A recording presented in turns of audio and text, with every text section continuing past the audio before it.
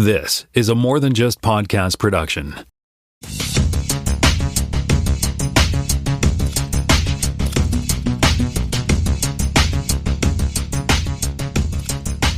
Welcome to Spotcast, Season 4, Episode 7. My name is Tim Mitchell. I am back in Toronto, Ontario, Canada. And I'm joined once again by Jonathan Kuline in Mississauga, Ontario, Canada. Hello there. I'm back too. And we have Jaime Lopez Jr. in Seattle, Washington, America. Yeah, there we go. Good. All right, let's start with some fact check. I got a few things here.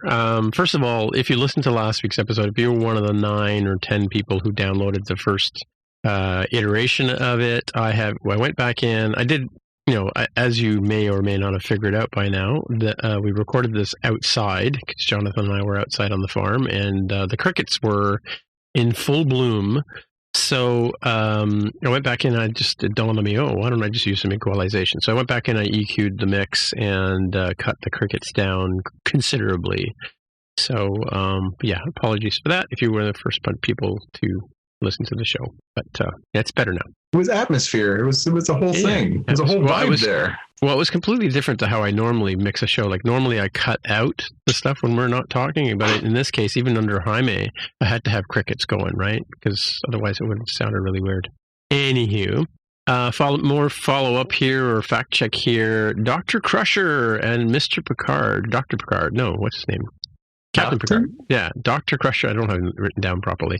I'll say it again.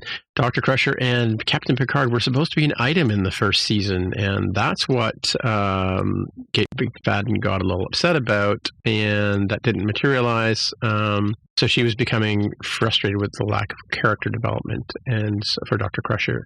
Also, there were clashes with producers, which led to her being released from her contract. And then Diana Muldaur took over, but ironically, Diana Muldaur decided that serialized television was not for her and left the show. And then so Rick Berman went back. I'm sure there was some fan letters as we surmised, but Rick Berman called her back, and she wasn't convinced until her pal Patrick Stewart called her, and he cinched the deal for her to come back and play Dr. Beverly Crusher. And the name of the young lady actress who I couldn't remember is Millicent Simmons, and she steals the show in The Quiet Place, both parts 1 and 2. She plays the daughter of, I don't know the name of the character that John Krasinski and Emily Blunt play, but she's their oldest daughter. And we were talking in when Jaime was a bit confused about when it came out, so I dug in a little bit just before the show. It had its world premiere in New York City on March 8th, 2020, which was, I guess it was the beginning of the pandemic, right? There were a lot of postponements due to COVID-19 pandemic, and the theatrical release in the United States was May 28th, 2021. So yeah, it took a whole year before it was ready to go.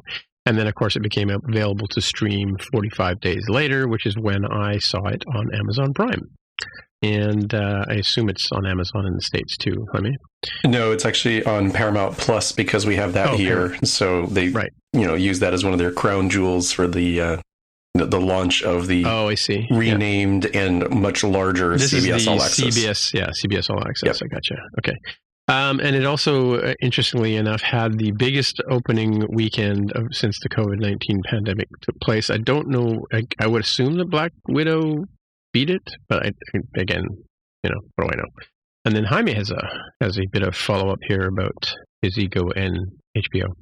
Yeah, so last time I was rambling about how, when you don't hire Lopez, you end up with problems, as HBO did. And I had the timeline incorrect. I thought it was 2015, but looking back at, actually, I was looking at my own LinkedIn profile. A long time ago. I said, wait a minute, no, this actually would have been in 2012. So it wasn't 6 years ago. It was roughly 9 years ago that they made this error. So. Wait, were you an iOS developer in 2012? Yeah. Okay. I'm trying to figure out what job. I was doing consulting stuff at Slalom. iPhone 4, right? So, iPhone 4 was your first iPhone 4S was the first one that I owned. So that came out in 2011 along with iOS 5. So it was early in my iOS development career. That's true, but it wasn't like that was my first engineering or software development job. So they should have hired me, but they didn't. They went through a whole bunch of mess and have had trouble for the past 9 years. So there you go. Let that be word to the wise. Better hire Lopez. All right, headlines. Jonathan, what do you got for us? Yeah, so let's kick off with some Star Trek stuff. Some news this week. We're going to get the annual Star Trek Day coming up soon. It is September 8th, Wednesday, September 8th, starting at 5:30 p.m. Pacific time or 8:30 p.m. Eastern time. And it says live from the Scribble Cultural Center in Los Angeles, California, hosted by Will Wheaton and Micah Burton. Micah Burton, rather. That's LeVar Burton's daughter. Mika. And so it's featuring a live orchestra, back-to-back in-person conversations with cast members. They're going to talk about Prodigy. They're going to talk about Deep Space Nine, Discovery, Enterprise, New World, Strange New Worlds, Voyager, Lower Decks, the Legacy shows, Picard, Next Generation, the 100th birthday of Gene Roddenberry. It's going to be a whole shindig. Yeah, cool. Star Trek Day. Are you guys going to actually tune in live, or are you gonna recap? You're going to check it out on socials? What time is it on? The same with Star Wars Day. I always kind of missed them live. Well, I always end up watching. Last year's Star Trek Day was during the day because I remember having it on in the background while I was actually working. Okay. Yeah. This year it says it's 8:30. It's 8:30 our time here in Toronto. Oh, so 5:30 Pacific. 5:30 right? Pacific. Is it in California? It is. It's live from Los Angeles, they say. Yeah, and there's some heavy hitters apparently going there, right? Yeah, I mean, it sounds like they're pulling out the big guns, and the speculation online, obviously take it with a grain of salt, but there's speculation that we might see Strange New Worlds trailer, that we might see a little bit of Picard season 2. Probably, I think I would put into writing that we're going to get a look at Discovery next season. But yeah, I think it'll be interesting to see what they trot out for this one, because they are really trying to make this sort of like their big deal. Yeah, for me, we've seen stuff for just about everything except Star Trek Strange New Worlds. We've seen Zippo for that, so I definitely want to see even the tiniest teaser during that panel is what I'm hoping they'll do. Yeah. Well, one of you two guys put in didn't you put something about the new villains? Oh, if you're ready to move on to my next item, I'll fill you right in there, Tim. Oh, is that the next one? Yeah, no, I was going to say, yeah, because there are some interesting new villains. Why don't you tell us? Yeah, so we got a little bit of a teaser for that, in that they announced 2 new villains will be beaming up for Star Trek Prodigy, and they pulled out some pretty good talent. They pulled out John Noble, who people will remember from Fringe, and you'll also remember he had a pretty memorable turn in the Lord of the Rings trilogy. Who was he in Lord of the Rings? He was Denethor. He was the last steward of Gondor. The father of Faramir and Boromir. Yes. Oh, okay, all right. Yeah. The guy, he's got like long silver hair, and he plays this intolerable ass who's incredibly mean to his last living son. And as I believe he lights himself on fire and throws him off a cliff. Spoiler. But he is going to be coming on board. He is playing a let's see, what does it say here? He's playing the Diviner, which, I mean, come on, I'm in just for the name, the Diviner. But it's a voice, right? Because it's he's just doing a voice. Ruthless tyrant who controls the asteroid of Tars Lamora. The Diviner exploits wayward species and will stop at nothing in his hunt for the Protostar ship, no matter the cost. And the other person joining the cast is Jimmy Simpson, who's coming aboard as a character named Dreadnought. Jimmy Simpson, of course, probably best known for being on Westworld. He played the young William on the first couple of years. And William is the same character that Ed Harris plays as an old guy, right? That's right. He says he is going to be the Diviner's deadly robotic enforcer who is heartless and cold. His sole purpose is to keep the Diviner on task and ensure that the Protostar is found. I don't know what the Protostar is. I assume that's the starship we're supposed to be building Prodigy around. I don't know. But yeah, so I mean, that's pretty good. That's pretty good little twosome to add in. Yeah, good sci-fi bona fides type of guys. Yeah. And again, we already knew we were getting Kate Mulgrew. We already knew we were getting like Jason Mantzoukas. We're getting some D. Bradley Baker, who of course has done like so many voices in Star Wars. So it's a good cast. So yeah, I think I want to see a better trailer from that maybe at Star Trek Day. Maybe we'll get maybe that's what we're waiting for. It's only a week away from here, right? That's right. All right. Speaking of not knowing anything, wait, what? Yeah. So on a couple days after we recorded our last episode, social media kind of caught fire because there was a leak of the Spider-Man No Way Home trailer, and it was making the rounds on social. People were sharing links. Sony was playing whack-a-mole for a while there, trying to get people to stop sharing it and stop and taking it down from sites and everything else. So it was kind of a fun thing to watch, the big studio flipping out, trying to control these things. I'd like to point out these things don't happen to Disney. They just happen to Sony. It was a fun day of just watching them do this. Don't forget to change your PlayStation password, folks, is what he's saying. That's right. They played whack-a-mole for a whole day and then I guess gave up because the next day we got our first look at the long-awaited teaser trailer for Spider-Man No Way Home. Both of you gentlemen have had a chance to see this? I have. Indeed. And what are your takeaways from our first look? Well, so it's interesting because, I remember talking to my friend Ken. We used to go see all the Spider-Man movies when they first came out, and I'm not a huge Doc Octopus fan. And there's the Doc Octopus hardware that shows up at one point in the scene, because Doc Octopus was in a Tobey Maguire Spider-Man, wasn't he? Spider-Man 2, yes. Yeah, so... I mean, it was an interesting plot, but I like the whole Jake, what's his name, Gyllenhaal, he spills the beans about Spider-Man at the end of the last movie, right? Yeah, it looks like it picks up pretty much where it left off. With the world now knowing that Peter Parker is Spider-Man and him having to deal with the rather massive consequences of being outed.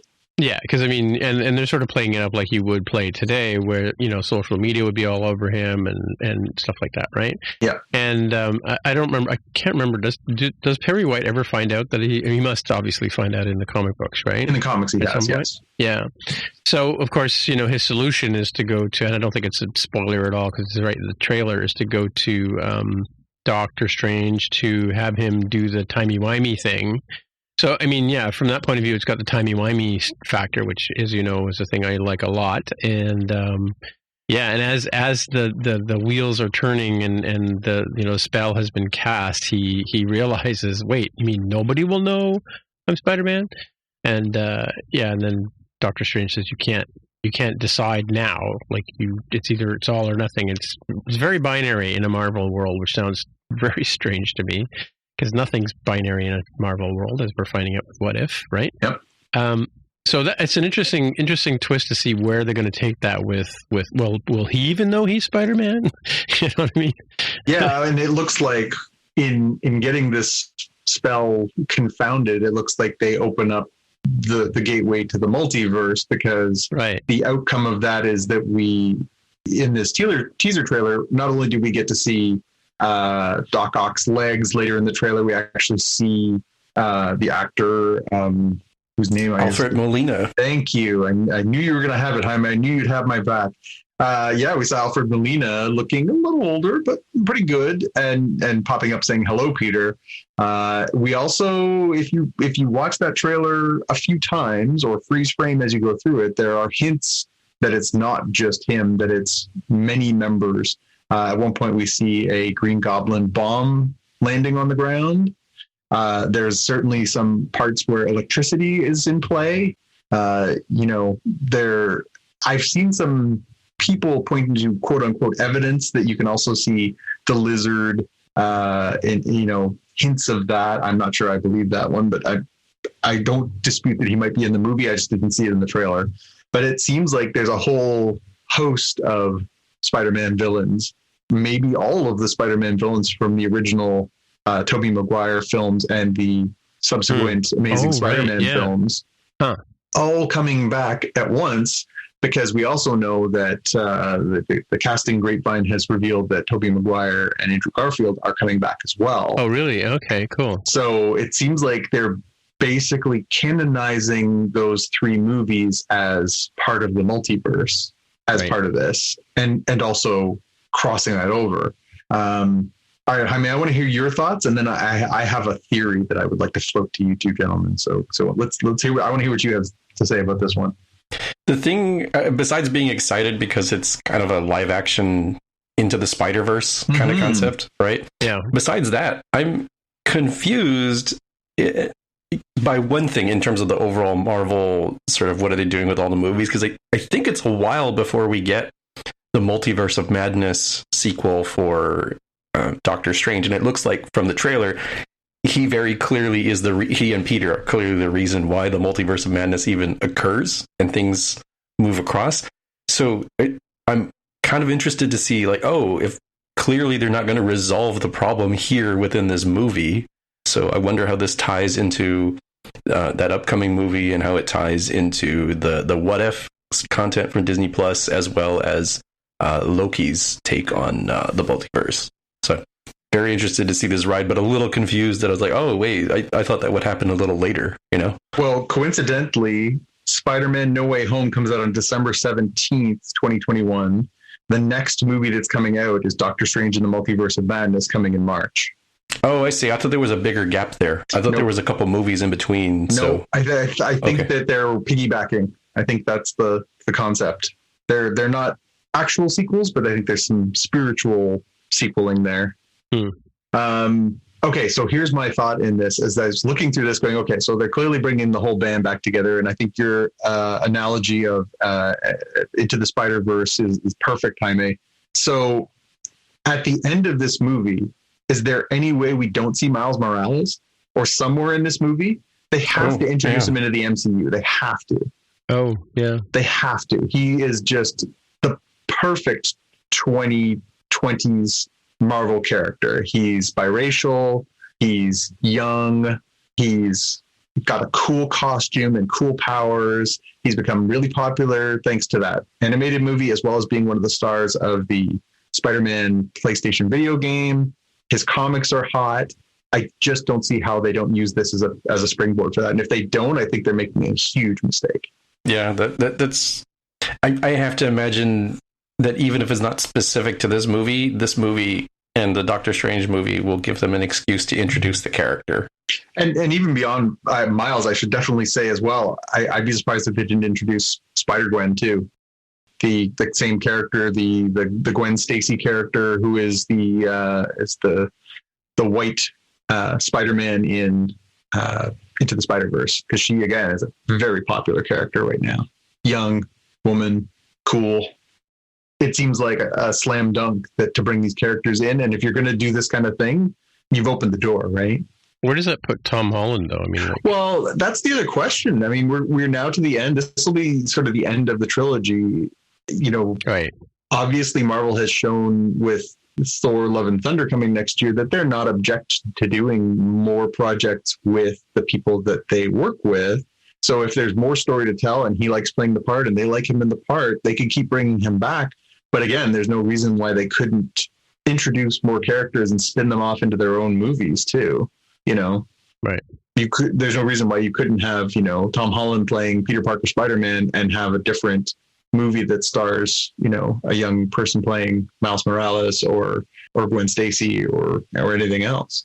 But I wonder if this is the end of Peter Parker's story. You know, there is no reason why you couldn't write it in such a way that, you know, Peter gets his life back and decides he wants to sort of, you know, take a break, take some time off, and the world needs a new Spider-Man.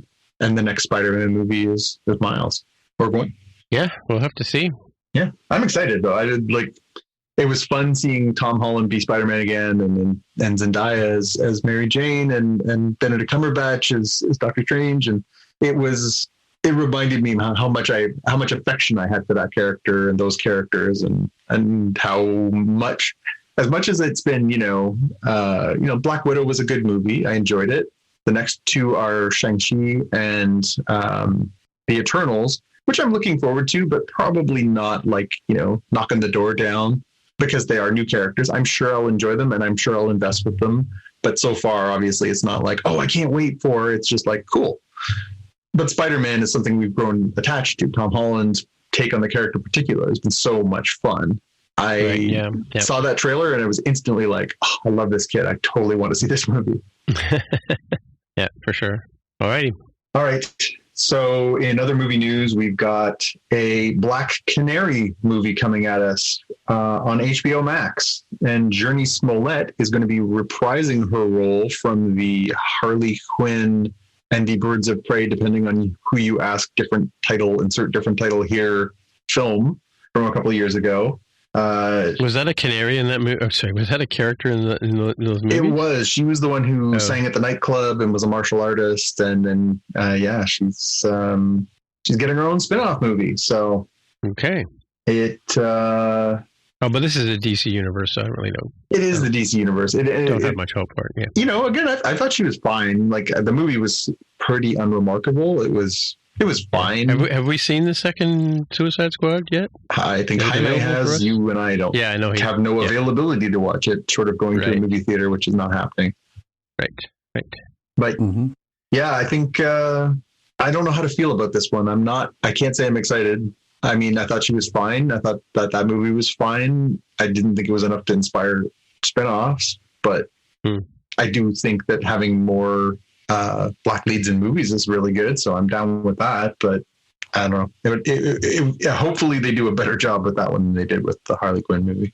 Yeah, it'll be interesting to see what they end up doing with the character. I'm trying to think. I don't know that I've ever seen Black Canary as like a main character, so I don't have a good sense of the character. Like I usually seen him, with teams, with paired up with somebody.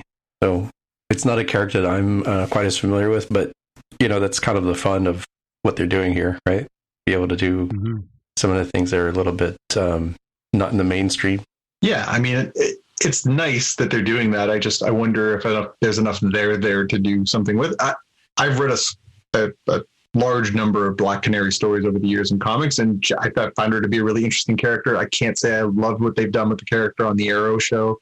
I thought that she was just perfectly adequate in her role as in the Harley Quinn movie, but it was nothing where I was like, oh, she was a breakout star. I was like, oh, no, it's fine. But yeah, I think hopefully they're gonna do something more with that character. Right. We got the first photos of the cast of the Cowboy Bebop live adaptation for Netflix. So this is based on the beloved Cowboy Bebop anime, and it's got a live action adaptation coming out on November 19th. So it's got John Cho, who folks probably remember from, at the very least, the Star Trek J.J. Abrams series of movies. That's not where they remember him from. Come on.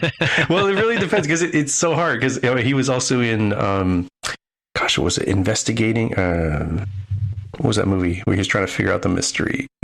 He was trying to figure out what did you get, how to find Wet Castle, if I remember correctly. There's Harold and Kumar. I mean, it's so hard to know, like, because he's been surprisingly around for a while, right? I think of him as like, oh, he's like a relatively new guy. It's like, no, it's been. Wasn't it called Searching? Was it Searching? I think it was something like Searching. Yeah. But yeah, I mean, I think his biggest claim to fame is being Harold from Harold and Kumar.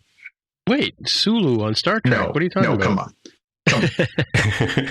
I bet you he's probably mainstream wide. Although, yeah, he was on, he was in the American Pie movies. He's been in all kinds of stuff. He's just, was he? Oh, okay. He is one of those sort of everywhere actors. And he's almost always good. So I think that bodes slightly well for the Cowboy Bebop stuff. And now for the Academy Award for almost always good. Here the nominees are. Sorry, carry on. Beyond that, Netflix is coming out with their Tudum an event. So similar to the way we've talked about, the Star Wars days and the Star Trek day we talked about in this very episode.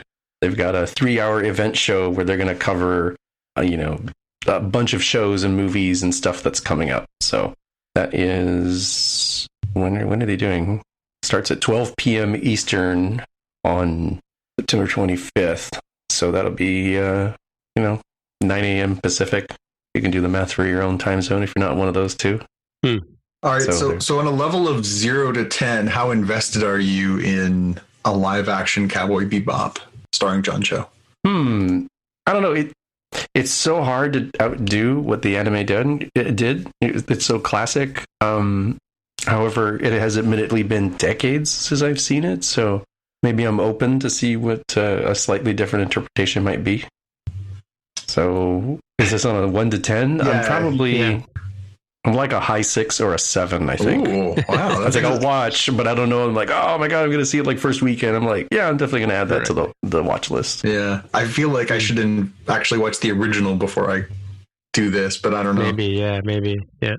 Yeah, I have no frame of reference myself, so. Matrix 4.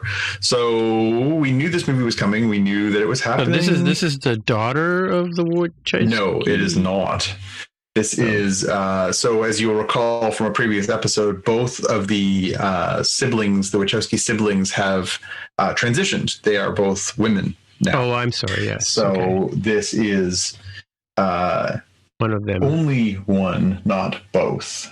Right. So we knew that we were getting a Matrix 4, and that's what we've been calling it all along, is Matrix 4, but we now have a name. The name is The Matrix Resurrections, which I suppose makes sense because they would have to be resurrections to have Neo and Trinity and Keanu Reeves and Carrie-Anne Moss because they both died. I am curious to see how they unfold that one. And yeah, I think I guess that's all I have to say. Is I guess it makes sense that they're going to call it that. I'm glad that we now know what to call it. I wonder as I look through this article on Deadline, they say that they've unveiled a trailer at the CinemaCon event last week. And so we haven't seen the trailer. They haven't dropped a trailer for the public. They only played it for distributors and insiders. So I wonder if that means that we're going to see that either leak out or we're going to see that come out in the next week or two. Is it coming from Sony, maybe? No, this is Warner Brothers. Sony espionage agents trying to ruin the fun. Chances are we probably won't get a trailer anytime soon, is what I'm saying. Right? Yeah, I don't know. I think I think that it'll be interesting to see what the timing is now that this has come out that way. But I'm curious, given the little description they've got here on Deadline, as well as, again, we knew that they were bringing back some, but not all of the cast from previous iterations. Why we're not bringing back Morpheus, I do not know. But hopefully that will be made clear. Well, didn't you put on like a ton of weight? Well, I mean, if you saw him in the John Wick films, the answer is yes. Not that Larry Fishburne has ever been. Blackish? Isn't he in Blackish too? Yeah, I believe he is. But again, not that Larry Fishburne's ever been a small guy, but yes, he's definitely not in kung fu fighting shape, something or other. Yeah. But still, I think it will be interesting to see this movie play out. Obviously, it's centered around the love story between Neo and Trinity, so it will be interesting to see how they bring them back to life. Well, the architect did sort of explain that in the movie, that he keeps coming back again and again and again. But then the whole point of Neo sacrificing himself is that he's changing the cycle. He's changing it so that it's not the same. I guess it didn't work. Did it? Yeah, really. They restored him from backup. That's right. All right. Cool. That's right, folks. Always back up your data. And Jaime, some good news from Disney. Good news. Yay. Good news. Yeah, they're continuing their pattern that they've established with, what have they done? Mulan went through this. I think we know that Black Widow would do the same thing in like a month or two. When they launched it streams, like as if it was in theaters, but launches on Disney Plus with the premium pricing of $30 US. You eventually just have it for free as a regular Disney Plus member, and Cruella is free as of yesterday, since we're recording on a Saturday here. So August 27th, which I believe is roughly 3 months after it released on Disney Plus. Which is yesterday as we record. Yeah. So cool to see that if we just wait it out and pay your $7.99 a month for other stuff like So we could stop the podcast now and go watch Cruella? Is that what you're saying? Yeah, for effectively free, since we're already subscribing for Lower Decks, right? Right, yeah. No, Lower Decks is not Disney. Sorry, not Lower Decks. We were doing... What If? Well, I was doing... Yes, What If. What If, yeah. And before that, Bad Batch. Sorry, see, it's so hard to remember where these things are. Especially since a lot of the smart TV platforms, whether it's actual smart TV or the various streaming boxes, are kind of trying to blur the lines of like, you just find the content and it links you to the correct account. But good catch on the correction. It's always good to avoid fact checks in the future. Proactively, preemptively. We hate having to do fact checks. Yeah, it's horrible. Well, we got into that part of the show where we talk about Star Trek Lower Decks. And as Humphrey Bogart said to Lauren Bacall, we'll always have Tom Paris, is the episode. Season 2, episode 3. And I'm doing the rundown, and I have way too many notes, so buckle up, folks. All right, so we start the show. Ransom is welcoming Boimler to the Cerritos, and he mentions, offhandedly that they have tightened up the security protocols. And if you have a problem, just flag Mr. Phillips, the suck-up guy that's always following him around. So Boimler walks up to the replicator and asks, Papusa, hot? And the computer responds, user not recognized. And, of course, the annoying Andorian Jennifer, I think it's her name, right? Yells at him, can you hurry up? So he's all stressed out about not being able to get this. And I just want to take a side note here for a second. Like, I think we've all worked in enterprise. Jonathan, you work kind of an enterprise thing. I work in an enterprise thing. I mean, you may have worked in enterprise at some point, but when your credentials don't get authorized, it's a pain in the butt. Yes. Because you can't do nothing. Which is the running joke, running gag throughout this whole show for the Boimler character. Anyway, so Tendi is sitting there with Rutherford, and she's rushing through her meal, and he's like asking her why, and she says, well, I got to get back up to medical and get back to work because, I got to, and he's like, are you trying to compete with Ensign Escher? Yeah. And don't worry about her. She got lucky, like she cured the captain's Trillium syndrome. She just happened to be in the right place at the right time with the right hypo spray.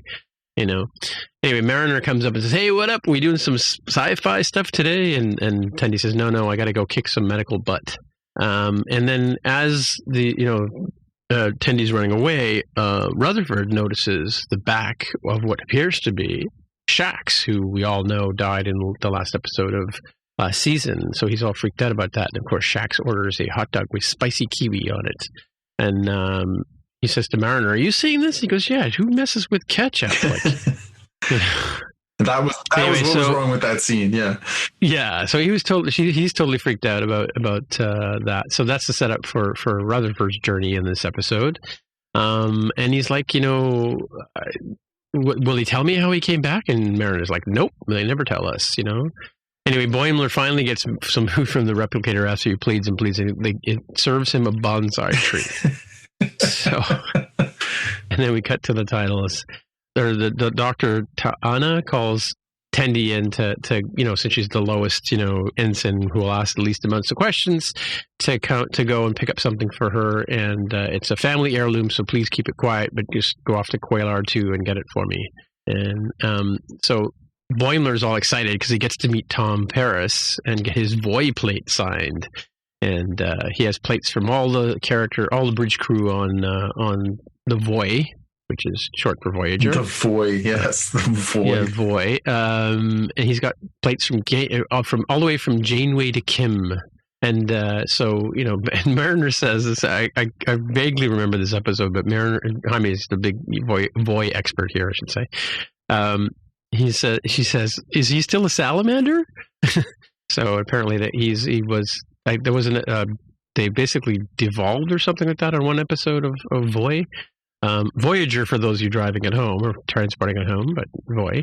As Mariner says, it saves so much time to just say Voy, right?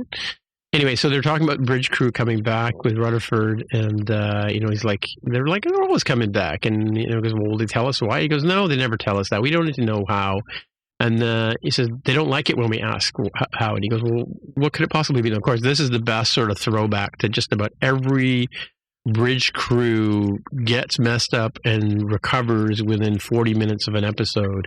So they reply to him, it could be a transporter pattern buffer thing, or a mirror universe switcheroo, or he got restored Katra, or the Borg rebuilt him, or he's a son from an alternate timeline, or he got Genesis deviced, or he got time rifted, or trapped in the Nexus. And to which Boimler says, time, Nexus time, ribbon time, same thing. Or time ribbon, sorry, Nexus, time ribbon, same thing. My autocorrect messed up my typing here, which we've all suffered from. Anyway, so yeah, a lot of stuff happens on Voy, Mariner says, right? Anyway, especially on Voy. Or even on Voy, I guess she says. Rutherford and Tendi. Rutherford can't let his obsession with Shax. Oh, yes. Yeah. Can't let his obsession go. Anyway, so of course, Boimler, he starts running out of the room that they're in, and Boimler decides he has to go meet Tom Paris and smashes into the door because the door, he's not authorized to go through the door. And then, Mariner says, well, they beefed up the security because of the Packlet attacks, which people remember was the villain last week against the Titan. But quick question, just the Packlet, are those the incompetent scrappers that were in Voy, I think it was? Or was it TNG? TNG? Anyway. And she basically says, you're probably not in the system. And he's like, I am in the system, which is, again, this Enterprise thing. If your account credentials aren't set up, you can't, if you're not in the right Active Directory, you can't get the door to open for you or get the replicator to feed you. It's always a Windows problem, folks. Just make note of that. So Tendi comes in and says, that, Mariner, hey, we can go on a trip together. I can take you with me. And so girls trip. And they've realized they've never actually been on an away mission. So it's kind of interesting. Well, they do talk about it in a minute. The fact that they've put Tendi and Mariner together, where it's usually Tendi and Rutherford and Mariner and Boimler, which comes back again too. So anyway, as Boimler's burning into another wall, Jet comes up and says, "Hey, you want me to help you with that? I can carry you across the doorway."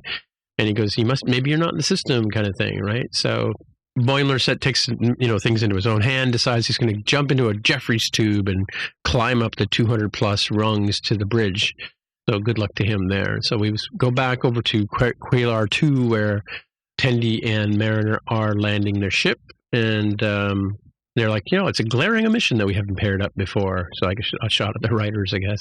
Mariner's like, already starting to think beyond the mission to say, hey, we can get any form of drink we want in the form of a slushie. So let's drink 5 slushies. And as they're waiting for the Katian to go and get the box or the heirloom that Ta'ana sent them to get, he's listening to Klingon acid punk music. And of course, Tendi turns out that she's a huge fan of Klingon acid punk music. And of course, especially when it's sung by disgraced Klingons lamenting on stage live, right?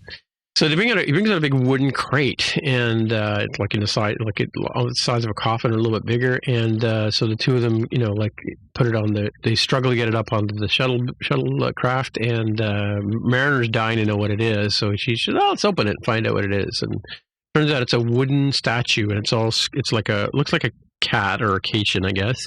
It's all scratched up and beaten up. It's a wooden totem, as it were. And Tendi explains that it's a Cation libido post, and then they realize, they've been handling it, and they're all grossed out by that. So they, and of course Tendi explains, like Vulcan Ponfar, the Cations have to be intimate once a year, or their hormones make them crazy. And I did mention earlier that Dr. Ta'ana is all stressed out and scratching herself, and obviously stressed out about something. Anyway, they end up dropping the totem, and it breaks into half. The head falls off, and Tendi's all freaked out because she's going to get fired. And then Mariner starts breaking into some more exposition where she's, she was on DS9, broke Worf's Batleth, and got it repaired. So we can go. There's a fixer on Boinshell. We can go and get who can fix anything. So. And she also reveals that she was on 5 ships before, which she never revealed to Mariner. And we flash back over to the Enterprise. Flash back over to the Cerritos, and Shax walks into engineering, talks to the engineering dude. I can't remember his name, but the head of engineering. Billups? Yep. Yeah, maybe. He's, so you want to play racquetball after the Paris thing's over? And he's like, are you sure you can do that? Because doesn't coming back from where you were, doesn't it give you a lot of grief? And that place did take a lot out of me, but I still have my killer serve, and so. And then, of course, Rutherford's just chomping at the bit. He's dying to ask what's going on, and but Lieutenant Junior Grade Cody jumps the gun and asks, Shax, how did you come back to life? And the entire Enterprise or engineering crew, engineering crew gasps at the same time, and Shax starts crying. Billups yells at him, "You're out of the line. Report immediately to your supervisor for reassignment." And of course, then they turn to Rutherford, like, what did you want to ask us? He's like, how do you hit a racquetball? With a racket. With a racket? Yeah, with a racket. Anyway, so they end up at Starbase Earhart, where Mariner goes to see her repair dude. And he's like, for you, Mariner, double the price, 50 strips of latinum. And so she decides she's going to hustle some money from one of some people there, or creatures that are there. So she finds a bunch of Nausicaans and decides to play them pool. I can't remember what the name of that pool thing is, but it's been on a few. Domjot? Okay, yeah, I've got it. Domjot here. I've got it written down. So she basically gets to the point where they're down to like the final shot, and the Tellarite says to them, stop breaking up my place and no fighting. We just got this place cleaned up. And so he says you can play with proxies if you're not that way. And then so Mariner's proxy obviously is Tendi. She asks her to bend the rules, and Tendi gets all offended because she's not that kind of Orion, and so on and so forth. Anyway, she does manage to get the shot, makes the shot. There's a little bit of kerfuffle. I think it may have been Mariner and the main Nausicaan that caused her to get it to go in the hole. They're all yelling Domjot, which I guess is the name of the game, and so the big Nausicaan is still upset that they cheated, and he smashes his fist down on top of the totem's head and splinters it into more pieces. So which we see Tendi just before the commercial break going no. Come back to Boimler, who's still in the Jeffries tubes, walking over by the static diffusers. He's like, no one would purge the static array this time. Anyway, but we go to the bridge and we see Tom Paris walk into the bridge, and he gets welcomed by the bridge crew, and he's like, hey, do you mind if I take it for a whirl? And I heard these I forget what he says, not Cerrito, but he says whatever class ship they are pretty cool. And they're like, yeah, just don't send us into the Delta Quadrant, So anyway, so the tubes heat up, and Boimler's about to get fried, but he jumps behind a panel, and he screams at the computer to shut down, and the computer says, user not authorized, at which point he says, you don't need authorization in an emergency. Anyway, so his plate ends up getting left behind in the tube, and he picks it up, and it's superheated, so he kind of burns himself. And we've come back to Mariner and Tendi in the shuttle bay, and she's like, I don't get to make mistakes. I don't get to, I'm going to get fired and all this kind of stuff. And she said, this is the best line in the entire show, I thought. She says, most people have a stigma about Orions. They think we're thieves or pirates. Hey, wait a minute. My cousin works in a thieves' den on the pirate bay. Yeah. So he may be able to help us out. As long as you're not bothered by the optics, Mariner says, we can do that. So they realize that they would kill Mariner just for being human if she went into the pirate bay. So she decides to spray her with a spray that turns Mariner into green, and she's like, oh, cool. So Rutherford is still running around the ship. He's got to know what's going on. And so back over on the planet, they just land, and she's like, how do I like make him look like I'm not a human, And she's kind of embarrassed by the dress they're wearing. They're both dressed like Orion women sort of things, and she says, just talk like a pirate. And so, of course, Mariner's like, hey, matey, how's it going there? And all that kind of stuff. And the guy's like, why are you talking like that? Allergies?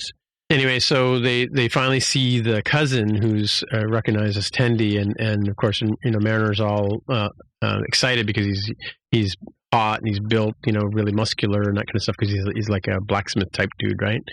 And she's like, I'm always dating bad guys. You know that. And of course, they don't know each other, apparently. So this is the part of the whole trip together. She has a thing for bad boys, bad binars, all the bad things. Yeah, all the bad things, all the bad different kind of relationships you could have, as long as they're bad. So anyway, she walks up to her cousin, and he's like, "What are you doing here?" Blah blah blah, and she kicks him and yells at him, "Just dude, you need to fix this right away." And she's like, Mariner's like, "Whoa, dude, what's this all about?" She goes, "This just the way it has to be," like kind of thing. And he calls her the mistress of the winter constellations, which Mariner's like, "What is that name about?" She goes, "Oh, it's a name I left behind long ago." And anyway, so Mariner's makeup starts to fade, or the green effect starts to fade, and the cousin notices it, and he's like, and Tindy's like, "Shut up!" and kicks him again, and he calls her Divana, which Mariner's like, "Oh, I didn't know. What's this other name you have?" And it turns out it's my first name, and she's, "Oh, I thought you were like Tendy, like a single word, like Odo." And Beckett, she says, she calls her Beckett, so she's like showing that she knows that. Anyway, so the Orions notice that she's got false green on, and they start attacking them. Meanwhile, we flash back over smash cut, as Jaime would say, over to Boimler, who's still stuck in the tubes, and he's gets trapped by the computer because he's not authorized to travel through. And the plate on Tom Paris on the plate starts talking to him and coaching him, and "You're Brad Boimler, open a panel and figure it out," because another trope on Star Trek is anytime they have a problem, you just open a panel and start poking around, and they solve whatever the problem is, right?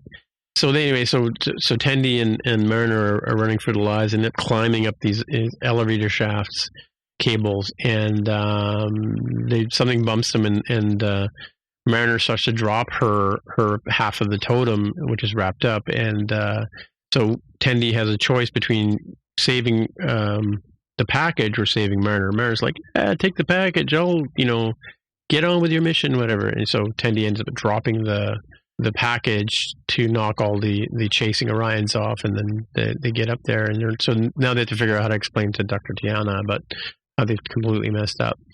Boimler's still stuck in the Jeffrey tubes, and she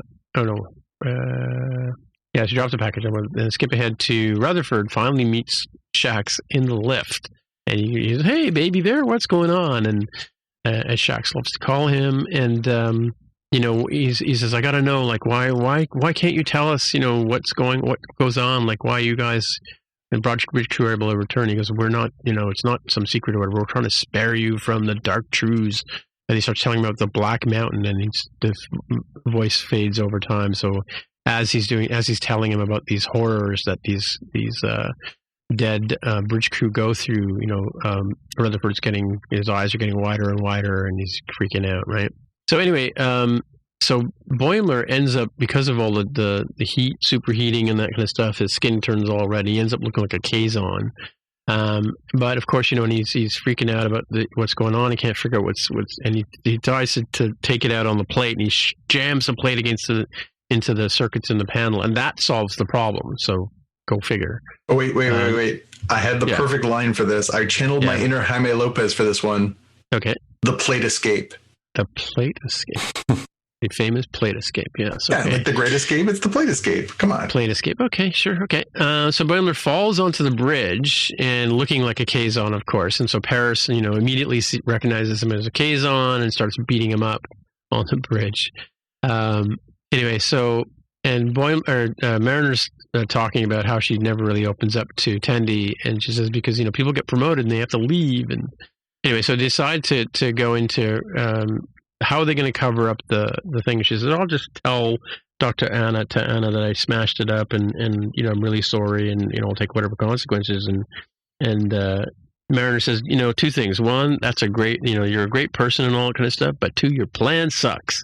So she jumps into the control panel on the shuttle and yells out ramming speed and starts ramming towards the Cerritos at full speed. Of course, she just bounces off the shields like a fly, right? But at least they have the ruse that they smashed, the totem got smashed in the crash, right? And she starts yelling about how a bee got into the shuttle, and of course, Ransom's like, "How could a bee get into the shuttle in space?" Kind of thing. But sticks to her sword, and of course, he's going to send her to the brig, of course, which is how we usually end up with Mariner at the end of the show. And then the best part, of course, is Tiana, who's, I guess they're evolved from cats feline species. She doesn't care about the contents of the box. She just wants the box. So she, throws the stuff aside and jumps into the box and has a good old time. And then, so Boimler finally gets back. He comes into the brig area where Tendi and Mariner is trading stories, and Boimler's got a black eye from Paris, and he's excited about having a black eye from Paris. And of course, Mariner says, "Did you get your bowl signed by Chakotay or whatever?" And finally, he decides decides to leave the brig area, and he walks into what looks like a door. And of course, he can't. He's like, "Not again! I can't get through the door." And then Tendi says, "That's actually a wall with a seam." So, and then Rutherford. They ask Rutherford about the thing. He's like cuddling himself in silence there, and he won't tell him about the horrors that he heard about. And of course, we end with a Klingon acid rock ballad about a Klingon who eats his own hand, and that's how we fade out to black. End of show. We're here. Right. Yeah. You're in shock. That was a very thorough recap, sir. Well done. Sorry. No, it's great. Yeah. Well, a couple of quick thoughts. So, one, Robert Duncan McNeil back as Tom Paris. Yes, kind of fun. Yep. Kind of fun. Mm-hmm. This was apparently the 800th episode of Trek all in. Really? Across all the different shows over the years. 800 episodes. That's a lot. Yep. I thought this was fun. I thought the changing the dynamics up were really fun. I thought, Boimler's, B plot and Rutherford's C plot were really funny. I just love that Shax just came back and just like showed up in the commissary. Complete Star Wars trope, right? Oh, or Star Trek trope. Star Trek trope for sure. Just like, oh yeah, of course, he's just back to life. And they start listing all the ways that you can come back because it clearly happened like 25 times. Well, actually, they do cover it late, and there is a flashback scene where you see Shax or Rutherford imagining Shax as a Borg or it coming in a Dyson sphere and all that kind of stuff too, right? Yeah. Or as the multiverse version of him coming from the dark dimension or the dark universe and everything. Oh, yeah. This was funny. I like this one. I made me laugh consistently through. I like it when they sort of give everybody a little something to do. It's not just focused on one or two characters. So it's I thought this was a good one. Well, even the B characters, Jet and Jennifer, we're going to call her, have their the moments. Yeah, the moments. Yeah. Oh, and by the way, I don't know if we've ever covered this, but did you notice that Jet's name is Manhandler? I think Jet Manhandler. Yeah. No, I didn't notice that one. No, I must have missed that one. I had it in my notes. I was going to bring it up. I mean, it seems appropriate. I love. I was thinking about this, so I'm going to pull us back at the end of this to last week's episode. Something occurred to me after we did our recording, and it occurred to me today because my son was going to watch episodes 2 and 3, and it occurred to me that I was going to have to explain something about episode 2. But in this one too, it is starting to occur to me that this season in particular, last season was broad comedy. This season's broad comedy too, but you kind of have to have a Trek foundation for some of the comedy to work. Yes, right.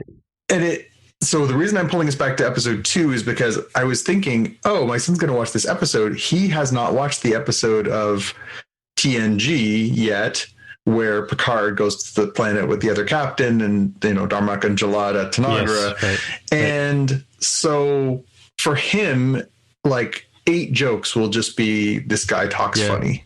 And in this one, the whole thing with the Domjot game of the Nausicaans, of course, is based on the TNG episode where we flash back to Picard's younger life. He gets stabbed through the heart by the Nausicaans for cheating at Domjot. And that's one of the seminal events of his life that leads to him becoming the captain, right? And then Q shows him that if he hadn't been that kind of person, that he would have lived a completely different life. So that scene on its surface, I think will probably still work, but it occurred to me like I was laughing hysterically as it was happening because, there's the Domjot table, there's the Nausicaans, like it just playing out like perfectly symmetrically like that moment in that episode. So the layers of humor were so much deeper for obviously Star Trek fans. And again, you could look at that on the surface and just be like, okay, these are just some obnoxious aliens and everything else and miss that nuance. But do you guys have any thoughts about that this season, or maybe just this show? If there's any sort of concern that it could start alienating people who are not like hardcore Trek fans? Well, I mean, yeah, I mean, like the whole listing of all the tropes of, I mean, it's funny, like, you know, when I started making notes on it, I'm thinking that they probably mentioned 4 things that, you know, could bring a character back, but they list like 8 or 10. Yeah. Tons of tropes here, right? So, yeah, I don't know. It's interesting. Like, I think the show itself is funny. Like, I think, you know, the mischief these guys get up to and that kind of stuff, but and there is a bit of explanation as to that kind of stuff, but like the whole mystery of, I mean, even as a seasoned Trek fan like myself, as soon as I saw Shax, I was like, he's imagining something, right? Mm-hmm. And then, you know, as the show went on, and then Shax actually walks into the room and they go, you know, they start, you know, it really is Shax come back, right? That to me, like that was, you know, it's. You know, I know from one episode to another, like, you know, they killed off Tasha Yar, but they never brought her back. Well, actually, they did bring her back. I take that back. In like multiple different ways. Yeah, but you know what I mean? Like, you know, like the red shirts always died in the first series, right? Yeah. Like if you had a red shirt on, you were done for, right? Although there were that was a few times when that wasn't necessarily true, but in most cases, right? Like, because there were some ladies wearing red dresses that survived. But, yeah, just sort of the convenience ways of, you know, it's a 40-hour storyline. You know, they have the main characters. Everything like the whole irony of the Lower Decks motive is interesting because, you know, every week you watch Star Trek, you only see that one shift of crew, right? You never see like the night shift or the afternoon shift, and it's always, you know, you do see people come and go on the comm, like the people piloting the ship, but it's always, you know, there's only one number one, there's only one Picard, you know, there's no alternate captain, and they kind of do have that later on in the show, like in other episodes, or in the movies as well. But, you know, and the fact that, you know, all the bridge crew or bridge commander level people have to be able to fly, even, you know, so that the therapist, what's her name, Counselor Troy, yeah, she ends up flying the ship at one point. Of course, she manages to crash it into the planet. That's another story. You know, we cannot let her live that down. Not now, not ever. Not ever. Well, it wasn't really her fault. Riker had her do that. But the, you know, the sort of the way that they always had, I mean, like even just the idea of a transporter, right? I mean, the reason why the transporter was invented wasn't about, you know, splitting a person's beams and sending them from one planet to another. It's because they didn't have the budget to land a spaceship on the planet. Mm-hmm. You know, they didn't have the Galileo at the onset of the show. So their way of coming up with transporting down to the planet is to beam you down, kind of thing, right? And, you know, when you examine the original series, and something I talked about many, many times over my lifetime of watching that show, is it was always sort of, I mean, you know, I think in my 20s and 30s, I started realizing that it's always spreading the American way throughout the universe, sort of thing, right? To the point where they even have the people reading, you know, bastardizing the Pledge of Allegiance in one show, right? Mm-hmm. But they've always had a way of writing these conveniences into things, right? So, but coming back to it, like, so to the original question is, yeah, I think the show is funny in its own way, but it's kind of like The Simpsons or The Flintstones are really written for adults, right? Mm-hmm. But the kids can watch it. You know what I mean? They won't get the jokes that kind of go over their heads. But that's the thing, is it's written for a different generation. Like, you know, again, yeah. I mentioned that this is the 800th Trek episode. Yeah.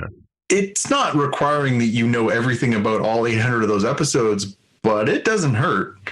Yeah. And that's a commitment that, like, if I said to my son, hey, by the way, I know you're enjoying the show, but if you really want to get all the layers, you've got about 3 months worth of TV watching to get to. Yeah, that's true. Mm-hmm, mm-hmm. That's a lot. And I think most of the people I've talked to who like this show are tried and true Trek fans, right?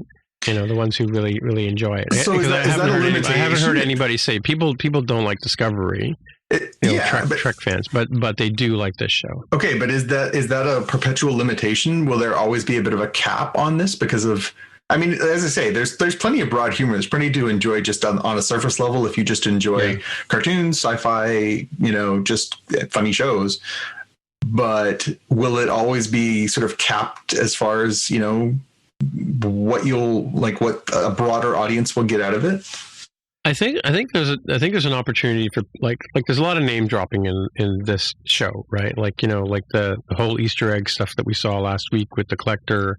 This week, you know, we talk about Nausicaans, we talk about Worf's Batleth, we talk about a lot of Voyager stuff. The Chakotay, we talk about the Kazon. Well, and Tom Paris, right? Like, and Tom Paris, yeah. So and understand Voyager. And the salamander joke, right? Yeah. I mean, so all of that kind of leads, you know, to, you know, if I was coming at this from, I've never seen this before, I would probably go off and investigate those things, right? And find out, you know, maybe on YouTube clip or something like that, or go watch those shows to try and find out what the salamander joke was about, kind of thing, right? Because like I couldn't remember what a Kazon was until I went back and watched it again. But I did recognize the fact that Boimler was kind of looking red, and of course, so when he gets confronted when Paris confronts him, you know, the Kazon was one of the protagonists on Voy, right? And it does save a lot of time to say it that way. But you know, yeah, I think it's, you know, it's good. I mean, like there are I can't remember the name of the Billups, right? I couldn't remember his name, right? So there's some things on this show that, like, I didn't remember that Mariner's first name was Beckett, you know, until Tendi said it. And we knew that Tendi's name was Devana. We knew that from last season.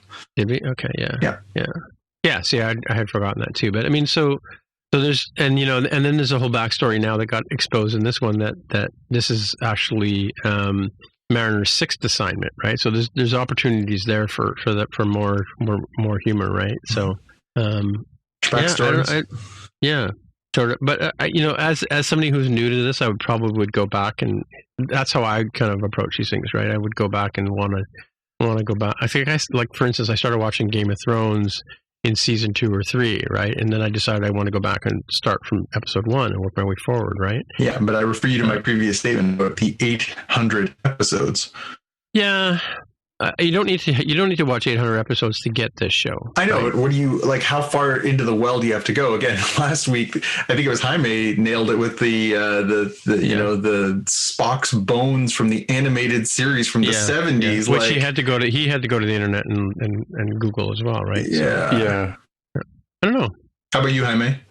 It'll be interesting to see the balance here, because I think you're right in that they ideally should balance it so that you can enjoy each, you know, season and episode very completely without having to know the 800 some episodes of content. But it should be better when you do know, and the more you know of the 800 episodes of content, the deeper it should get. So that's something that'll be interesting to sort of gauge, especially since you can use your son as like a gauge of like, all right, there's a limitation as to how much he's possibly seen. Does he still get it? Does he still enjoy it?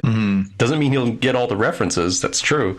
But is it still enjoyable? And that's probably the good barometer for, are they hitting the right sort of level, or are they going too deep into this is for the mega fans who are arguing on Daystrom Institute on Reddit or something, right? Yeah, I just wonder if it's one of those things too. Like, we have in the past, this season, because of just circumstance, we haven't been watching the first few episodes together, and so obviously he gets what he gets, and that's fine. In the past, there have been times where, you know, something will happen on the show, and I will laugh hysterically, and he will press pause and go, "What's wrong with you? Yeah, like, why? Why are you laughing? Like, what am I not getting?" So yeah. So some side notes here. Jen is the name of the annoying Andorian lieutenant. Is played by Lauren Lapkus, who's a comedian. Yeah, she was on Orange Is the New Black. Yeah, and other things too. Yeah. And what was there? Oh, and so I was reading here on IMDb that they're saying the play on the name is from. They're saying that the "We'll Always Have Tom Paris" is a play on "We'll Always Have Paris" from TNG. But I go back and say, no, it's actually a line from Casablanca, right? Yeah. Which is why I mentioned Humphrey Bogart for those of you transporting at home. Yeah. But yeah, so I love how, you know, the internet takes over, the next generation takes over the memes, right? That's right. Yeah. I'm looking at you, next generation. All right. Do you want to move on to What If? What if? As if. All right. Well, let's move on to What If. So what if the world lost its mightiest heroes? Yes, This was a bit of a departure from our first two episodes, which were overall pretty fun, light adventures. Yeah, I think overall both the first two episodes were sort of humorous and light. This one was devoid of humor. It was like a murder mystery, a straight up murder mystery, and it was interesting. We obviously don't need to do a full recap just to know that like it basically explores the premise: what if the Avengers never got together, and sort of explores this mystery as all the original Avengers through the course of the story, which sort of overlaps the time frame of Iron Man 2, Incredible Hulk, and Thor. Right. What if all the characters died? And then sort of the murder mystery surrounds, how, why, who, all that stuff. It was, it was a bit of a, I found it a bit of a left turn. What did you guys think? Yeah, I don't know. So is this, we're supposed to think this is like these three shows we've watched so far, it's not necessarily the same timelines, right? No, they're all from different parts of the multiverse. Yeah. Whether or not parts of them overlap in the future, I guess will play out over the course. We're now 1/3 of the way through this season of What If, and still there's no sense of cohesion other than the watcher saying, "Hey, check it out! Something weird happened over here." Yeah, I think that it was interesting from the point of view of like that Sam Jackson's character always says.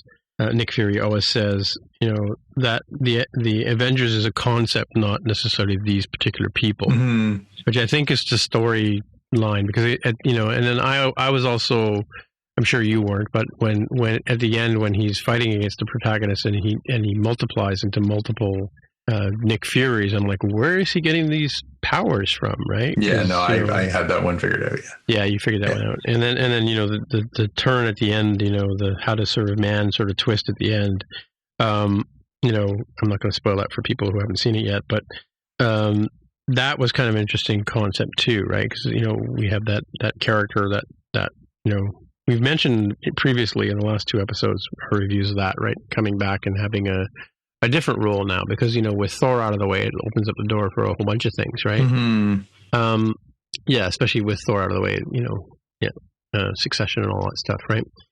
But, I thought it was interesting. And again, the Ant-Man guy, he wasn't called Ant-Man when it was the Michael Douglas character, was it? So Michael Douglas was Ant-Man in the flashback scenes. He was the original Ant-Man in the flashback scenes in the Ant-Man movie where we get introduced to Paul Rudd as and his wife gets stuck in the other universe. Yes, or whatever, right? But his daughter lives.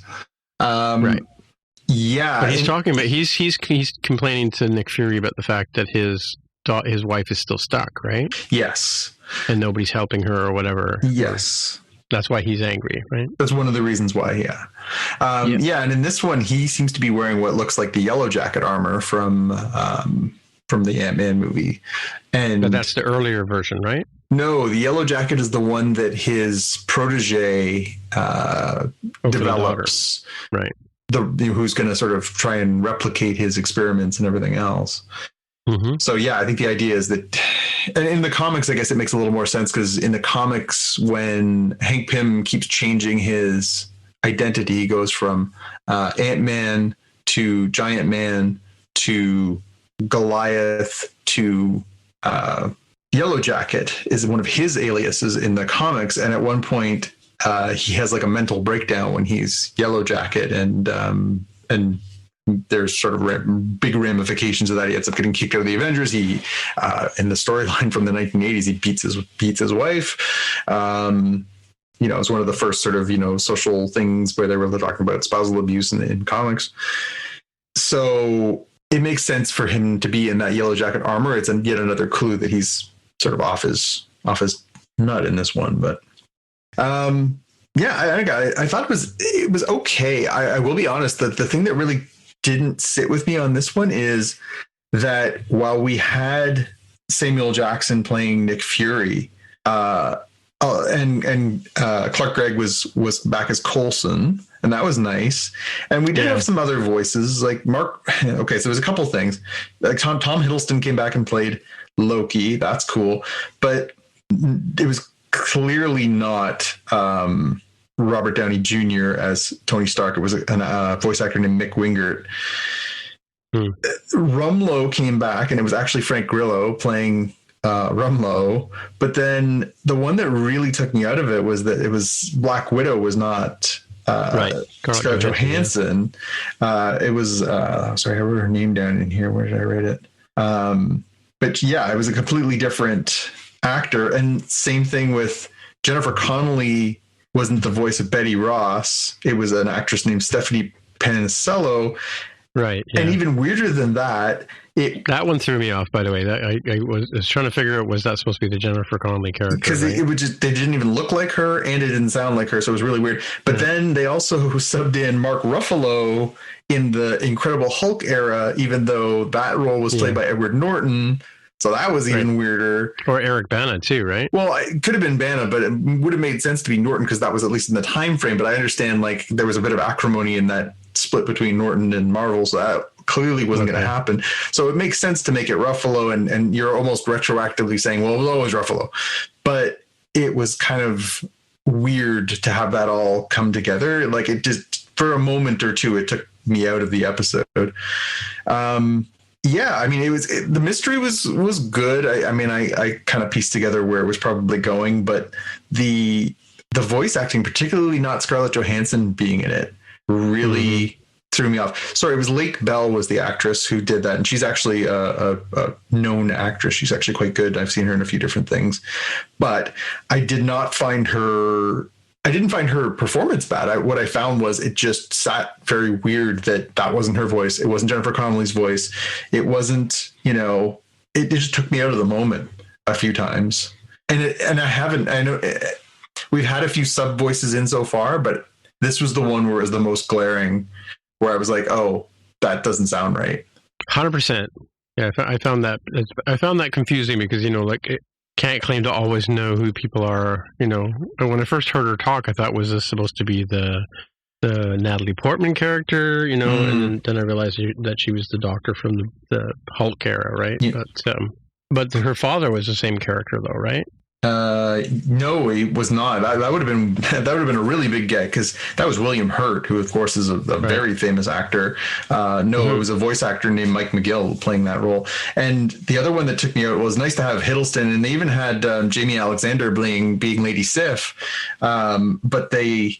And they had the Warriors 3, but they just stood in the background, which I thought was really funny.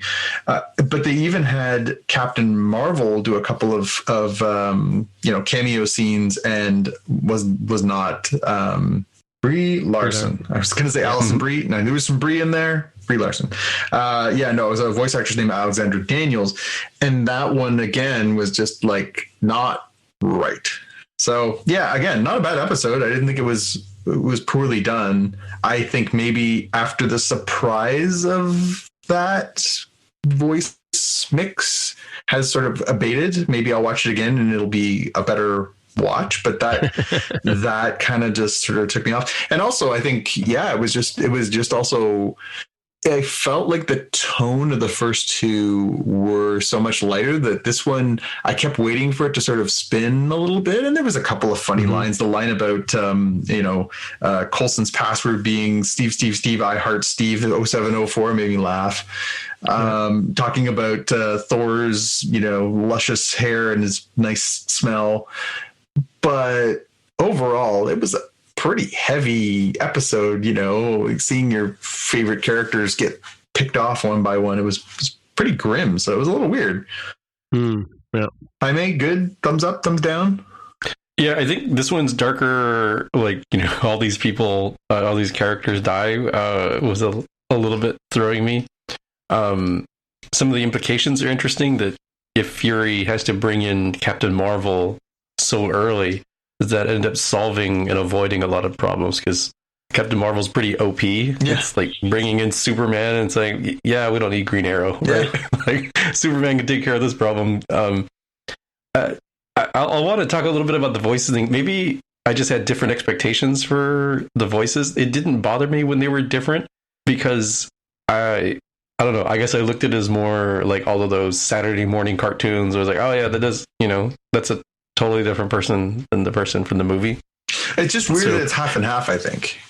Yeah, the mixture is a little weird. I guess it's just more like my mind is thinking of it as like, oh, that's either the actual actor or they found somebody who sounds like them. Yeah. Right. Mm-hmm. Like until you mentioned on the show that was actually Chadwick Boseman, I 100% assumed that it was a voice actor that was doing an impression of Boseman as Black Panther. So I don't know. I guess to each their own, but that's certainly something for them to consider. Of like, is it better to have completely different voices, or is it better to mix and match? Given that it's probably not practical to have every single actor do their voice acting for this series. Yeah. I think honestly, it was just that they'd set a really high bar. Like they had gotten not everybody. There was a couple in the first one, but this was the first one. Also, this one was pretty grand in scale too. It gives the original Avengers, right? Jeremy Renner was there. That was cool. They got obviously Sam Jackson. Like it wasn't a complete, miss, but it was just so weird that it went from like pretty high bar to like kind of half and half. Well, see, first thing I was thinking when I saw Black Widow in the character, or what's her name in real life, but when I saw her in the show, I'm thinking, oh, this is cool. Their Scarlett Johansson is still getting some work out of this thing, but maybe it was availability. Maybe to get all those voice actors into the room is one thing, but I mean, we all know that Scarlett Johansson is Black Widow, so why would they have to go to a different actress like Belle in this case, unless there was some scheduling thing or COVID or whatever got in the way of money. I mean, frankly, I don't know how much money they're offering them to do these episodes versus what they would have done as a performer doing a full, obviously, audio visual. But if you think about it, all the voices that were in the last episode, right? Yeah. They pretty much had everybody there, right? Like you mentioned last week that it was like a really crazy cast. That must have cost them a pretty penny. I don't know that this show doesn't have the kind of budget that it needs, right? Again, it's Disney. Like, come on. Like, yeah, and exactly. Tell you what, this month, take my money from Disney Plus and help chip in to pay for. Yeah, but the thing about it is that they. Yeah, I'm sure it was a scheduling thing. There had to be some reason why they couldn't get the voice actor to do the part. Well, I mean, again, frankly, it's probably not part of their contract. They could just say, "Go get stuffed. I'm not going to be on your cartoon." Yeah. Well, by the same token, though, like you get we've had Supermans, and we've had Batmans, and we've had Star Warses over the years. Animated versions of. Mm-hmm. That don't always have like you keep telling me that the Batman guy is a completely different dude in the animated series than any of the actors who played Batman, right? Yep. Kevin Conroy, the voice is the legendary voice. Luke and Mark Hamill is the Joker, mm-hmm. and but he's been for a while. He does a lot of voice work actually. Mm-hmm. But it's interesting that you mentioned this whole kind of continuity. I guess is your point, right? In terms of like. As a watcher, you want to know that your familiarity is built around the voice of the character as well as the look. Because I thought that the look of Black Widow in this one was wrong. It did seem a little off. It did, yeah. Like even if it was Scarlett Johansson, which it wasn't. Mm-hmm. Right? If it was Scarlett Johansson, the drawing was wrong for Scarlett Johansson's face. Do you just have like a tiny piece in your mind thinking? Do you wonder if they changed the animation just a little because Scarlett Johansson sued them? Well, totally. Well, yeah.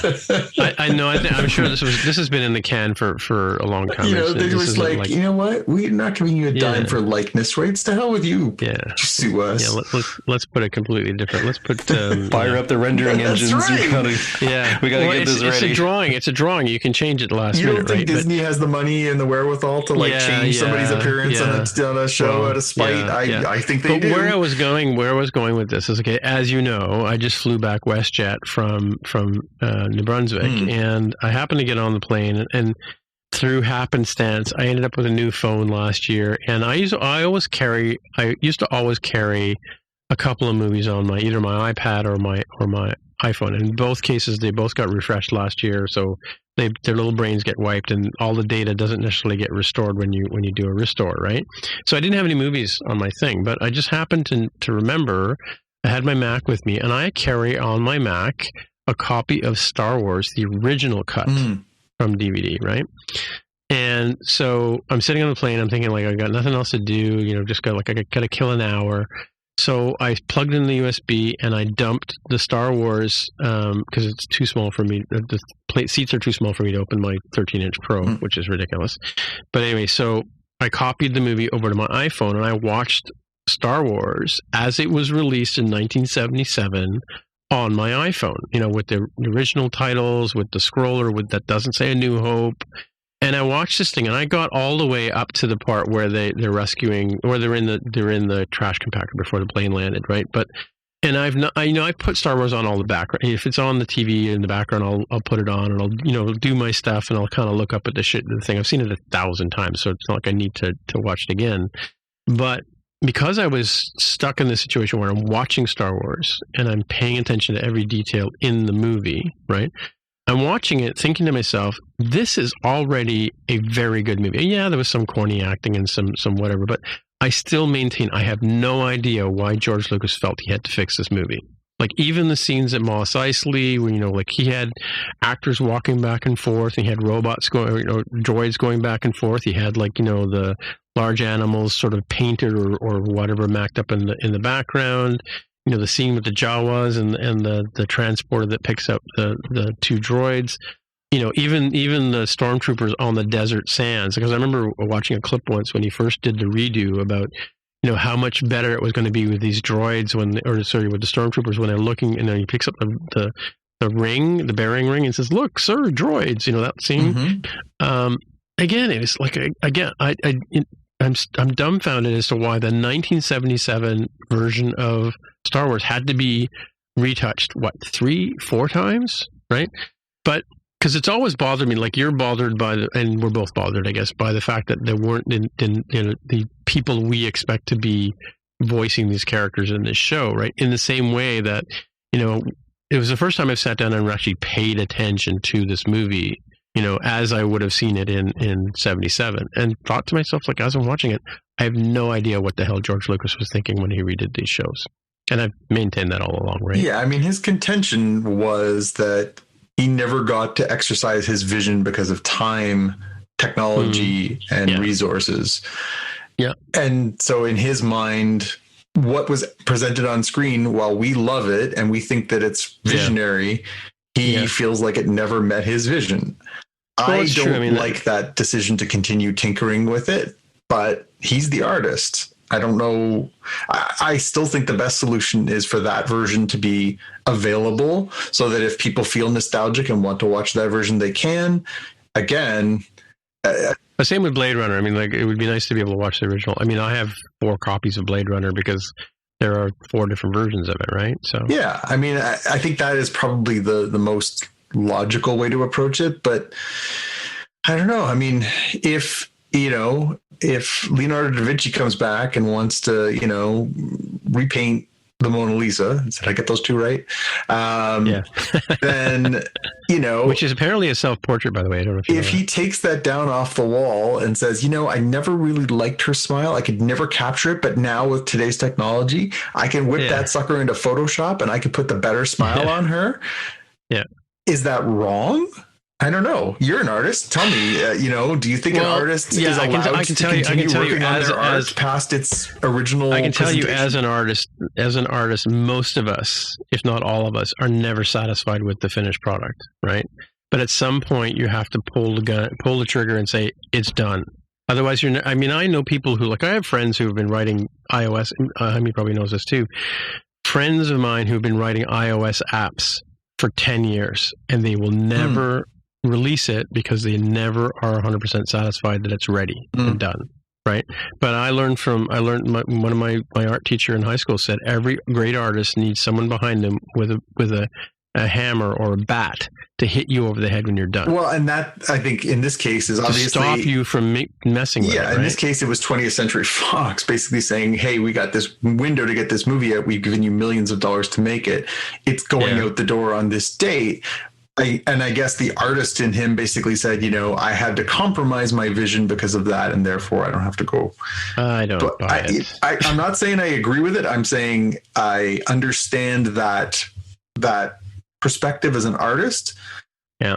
The problem, I think, is that he's been so steadfast in saying that old version should never exist. But you remember when Jurassic Park first came out, right? Oh yeah, like how groundbreaking that Tyrannosaurus Rex and how groundbreaking those dinosaurs were. Well, that was what Star Wars was to sci-fi movies. Oh yeah, right? Because it was like the first time they'd used computer-controlled cameras on the spaceships, because before, a spaceship would go across the screen and the smoke would go up, like that's how much attention to detail put into the movie. I mean, like it was mind-boggling the first time, that the blockade runner is trying to escape the big giant, destroyer class ship, right? When that destroyer ship comes across the top of the screen and keeps coming and keeps getting bigger and bigger and bigger and bigger.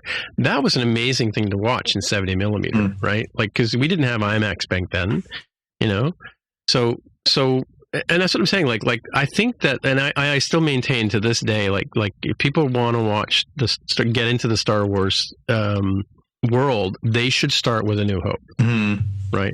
And yeah, it's janky and it's a 1977 movie, but put that up against Revenge of the Nerds, which I started watching today, which I've never seen before, but it's light years ahead of it in terms of quality and whatever. I even watched a bit of Spaceballs, which was on today. Right? Speaking of that scene as it cuts across the sky, that's one of the best parodies of that ever. Yeah. Yeah, or the part where the transporter, he can't get the transporter to work, and he says, "You know what? I'll just walk." Yeah, walk to the next room. Next room, yeah. All right, so Jaime, you're the tiebreaker on this one. Is it an artistic vision, or is it nonsense? For which specific part? Because we packed a lot of it in there. The Star Wars thing, I think. Well, are we talking about what if, or are we talking about? Well, the Star Wars thing was a response to the analogy to the question of whether or not having the right voice actors and the right drawing in the show compromised the look and feel of this show, and could you buy into it if it was the wrong voice actors? I mean, they spoil this by having Chadwick Boseman and all the great characters in the last two episodes, right? Yeah. Well, I think that they are almost as suffering in their own fate. They basically set such a high bar, right? Yeah. So that's the question, Jaime.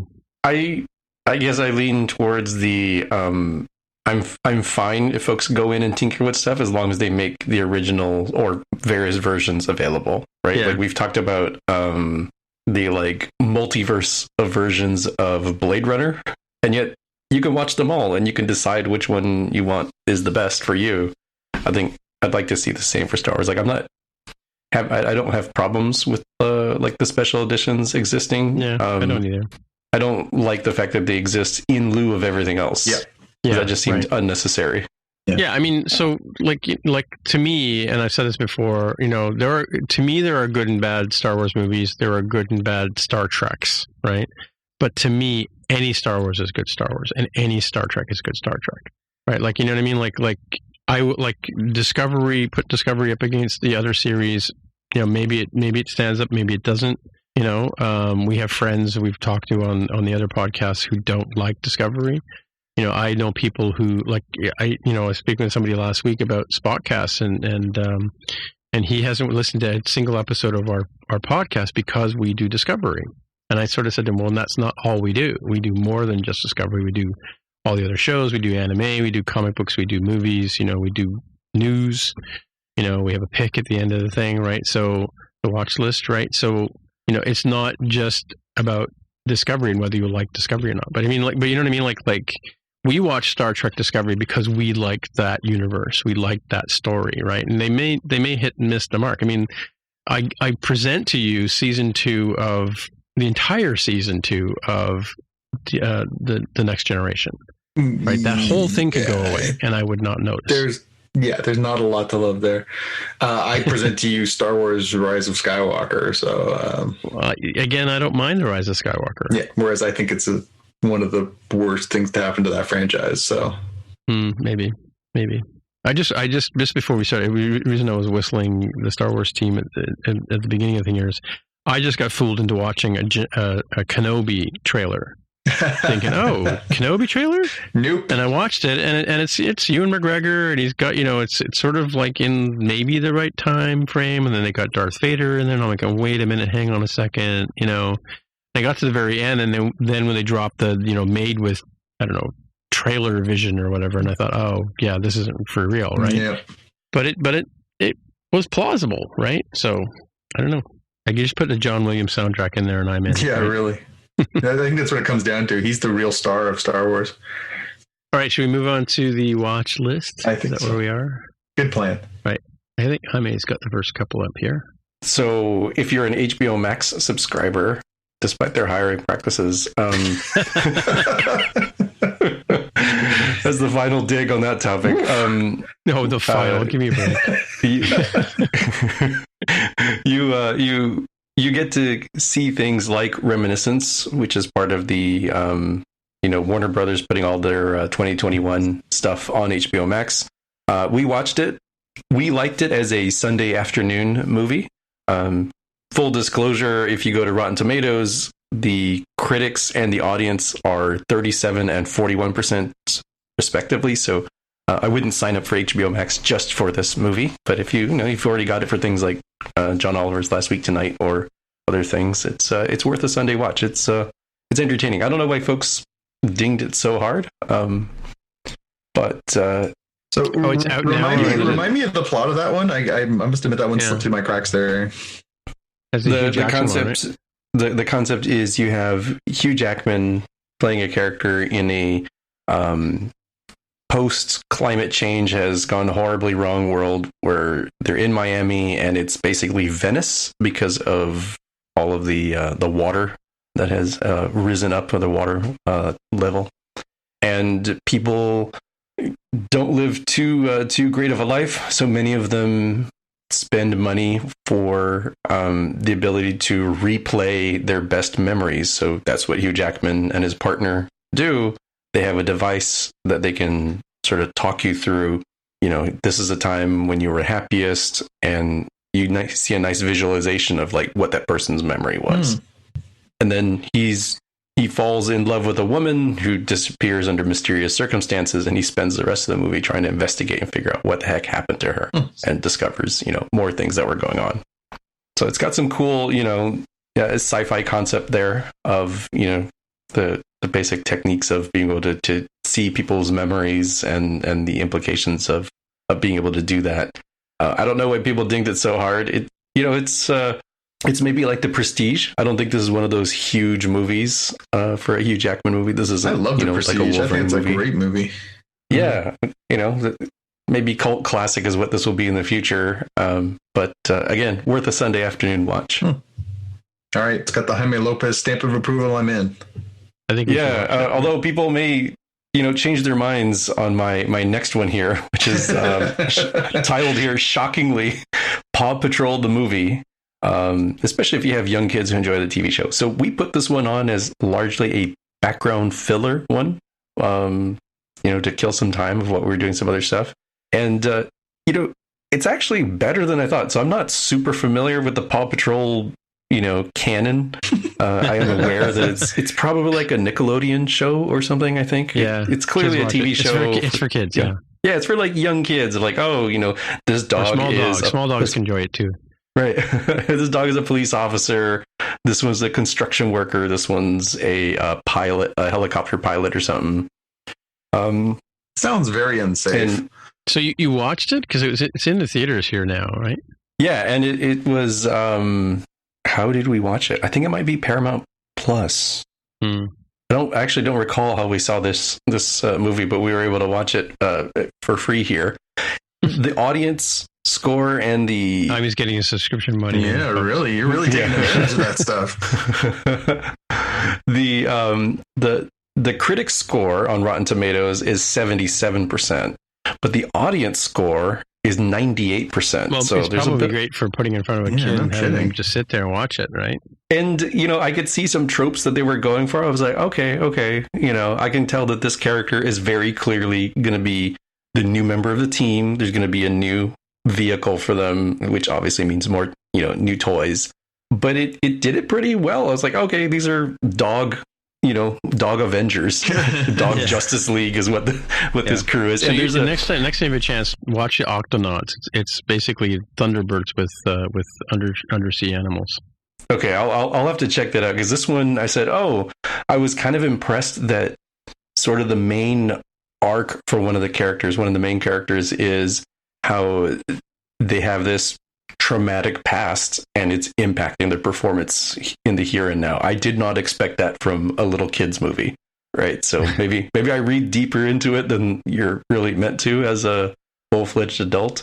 I will also note that whoever the dog is that is the underwater aquatic one is kind of the Aquaman of this. And I don't mean Jason Momoa Aquaman. I mean like 70s Super Friends TV show Aquaman of like, why do they even bring this dude on most of the things? Everybody else has, vehicles that can move on ground or vehicles that can fly. It seems like they should only call that dude in when it specifically involves water, right? But again, I think it's good for those of you who have young kids who would enjoy that. And if you sit down on the couch and watch it with them, I think you will not be annoyed. I think you'll be like, oh yeah, okay, cool. Nice little movie. Yeah. Yeah, it's like one of those things like when the number one fan of Spotcast was little Cars got a lot of traction, right? The Cars movie. It's the movie I've seen second most in my life. You've only seen it twice? No, what? The one I've seen second most. Yeah. I've seen Star Wars the most. Yeah. Number 2 is Cars. I have probably seen that movie. You got to turn left to go right, John. You got to turn left to go right. Without exaggeration, I've probably seen that movie 100 times. Or is it right to go left? I can't remember. Right to go left. You got to go right to go left. Yeah. And it's Owen Wilson. Wow. Yeah. Amazing. All right. I think, Jonathan, you're up, right? Yeah, I got a couple things. So one of them I forgot to mention last week was the premiere of the new season of Archer. Archer season 12 came out this week on FXX in the United States. Here in Canada, I believe it's comedy, Adult Swim, maybe. One of those two. One of my favorite shows. I love it. It always makes me laugh. I wasn't sure what to... So here's a question I have for you. Do you have to watch all 12 seasons to get the 12th season? No, I don't think so. I mean, it certainly helps because now they're kind of riffing off of your understanding of the characters and not necessarily like telling in jokes and stuff like that, but they do a lot of lifting, a lot of humor based on just you understand these characters so well. The main 8 characters on the show have been together for 12 years or 12 seasons anyways. So they really have it down tight. And so they don't waste a lot of time trying to bring you on board to get to know what's happening a lot. You really are just sort of jumping in. That being said, is Archer's mother still in the show though? She is. Yeah, I was going to say that. So Jessica Walter, she did record for this season before she unfortunately passed away early this year. So this will be her swan song as a member of the cast. They haven't said if they're doing any more after this, and I don't know if this wraps everything up or how they're going forward with it. But the first 2 episodes came out this week. They were funny. I did laugh my butt off. I do very much love that show. I do recommend, I know it's on Netflix here in Canada. You can go back and watch it. It is such a funny show. It's so well done. H. John Benjamin and Aisha Tyler in particular are just a freaking riot on that show.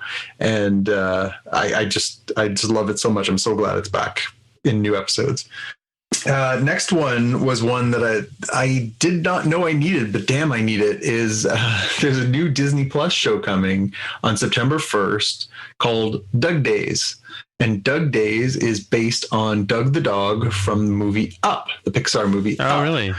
And it will have the familiar, the squirrel. It will have many jokes based on, obviously, that. And they released a little 30-second trailer the other day, which I've included in the show notes. It's very, very funny, even just that little section.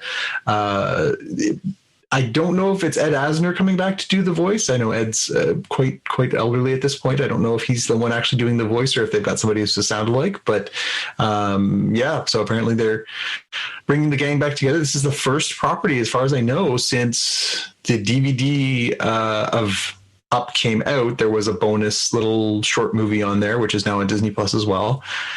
This is the first thing that they've done to sort of capitalize on Up since that original movie and then the little sort of Doug's prequel story on there. So I love that character. It made me laugh hysterically. I recognize that dog. I live with that dog. I completely understand that dog. The idea of giving the dog the voice, I am warning you and I will not warn you again, just makes me laugh. And they're dropping the whole season at once on September 1st, and I am going to watch every damn minute of that thing. I just love that character, and I can't wait. Cool. Yeah, speaking of, like, just a last point on that, the wrong voice actor kind of sentiment. Mm-hmm. I've never liked Kermit the Frog's voice after Jim Henson passed away. Nope. Same. Yeah. It always sounds wrong. And I'll be honest, I've gone to the extent that I am a massive Muppets fan. Love the Muppets. Absolutely love the Muppets. I still have a really tough time watching anything just because it hurts. It's not right. And it also just, it opens up the wound. I'm still so sad. Like, he died when I was 15. Wow. It still hurts. It still is like a gaping wound every time I'm reminded of the fact that Jim is gone. It just sucks. On a lighter note, I had to put this one in here. So in celebration of this glorious moment we got a few weeks ago when in the Battle of the Billionaires, Jeff Bezos launched his rocket into outer space with himself and a few other people on board. They're now doing a scale model, which you can get, which actually flies 400 feet in the air. And in case you were worried, still looks like a giant penis. So if you want to own the scale model of the Blue Origin, his rocket, it's 1/66 scale. And it can actually fly. It's going to be $69 US. You can order it now. If you too want to fire a large phallic object into the sky, just like Jeff Bezos, you can. Mm-hmm. Who wants a boner rocket for Christmas? Not me. That's expensive for. I was concerned about the price of the model, but then I guess if it actually can fly, that's probably why it's more expensive, right? Yeah, I assume that's why, because it has to be made of enough durable material that it won't like shatter when it hits the ground. Well, I mean, the rockets that you use in rocketry are cardboard tubes, really, so it's not like not unheard of to have cheap materials for a model. But anywho, yeah, I'm confused. So I watched the little YouTube trailer that they have that's advertising the, you can have this yourself sort of thing. How did they not cross promote with Austin Powers where you have the character, Dr. Evil's also similarly phallic ship goes up and they just have all the characters be like, wow, that's a giant. And then somebody else, Johnson, pay attention here. Hey, did you see the giant wiener? Get your wieners here, these hot dogs. Like, I can't believe they didn't do that for the promotion. Yeah. I did see somebody do that on social. Somebody made that clip of Bezos's rocket, and it nailed it. Absolutely nailed it. That scene is. Well, we need a link for that on for the show notes. Yeah, so good.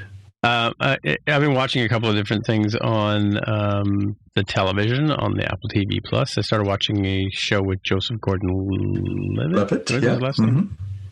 He's got a show on Apple TV called Mr. Corman, which is interesting, and it's got some sort of twisty sci-fi kind of stuff. I haven't figured out where it's going yet. But the trailer that I'm putting on here, and I am dreading the failed attempt at capturing Isaac Asimov's Foundation, which Apple Plus has taken on, coming out later in September. So a few weeks away. We will be equally disappointed or amazed. I don't know. The Brave New World show that was on last year, not on Apple TV Plus, but it was a little disappointing. If you're a fan of that book, and I'm a huge fan of the Foundation, the whole Foundation thing. So it'd be interesting to see where where this ends up going, and whether it was right to even put it into a film form. But that said, I mean, Dune's coming out with a new version of Dune as well, right? So hopefully that'll rescue the Dune tragedy that was the movie with Sting and the guy from what's his name again? Oh yeah, I know the guy you mean. The guy from Twin Peaks. Yes, yeah. McLaughlin. I can't remember. Kyle McLaughlin. Kyle McLaughlin. Yeah. Thank you for saving the fact. There you go. But yeah, so Foundation, Apple TV Plus, a couple of weeks from now, and I'm going to start watching. I think I mentioned that I've started PVRing the final season. Oh my god, I can't believe it's over. Of The Walking Dead. I'm going to watch the last season and see if I make it all the way through. Because it's pretty tiring. But, wait, so I've only seen the commercials, and they talk about final season trilogy. What does that mean? Oh, it's a trilogy? Well, they promote it as like final season trilogy. I'm like, do you mean there's like 3 episodes left? Or do you mean there's it's just three final seasons? Well, I think they're doing the half season nonsense, right? So this is the first of. I thought it was half. I didn't know it was thirds, right? But yeah, like I said, I'll see if I make it all the way through. I haven't watched Walking Dead in like 3 years, so I mean, the way that they used to lose characters on that show was interesting.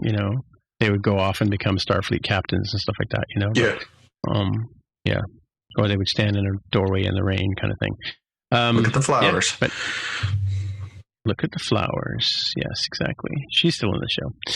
Anyway, so that's it. I guess that's it for another week as well. So, hey, Jonathan, if people want to get in touch with you, where would they find you? You can always find me on Twitter and Instagram as @JPK News.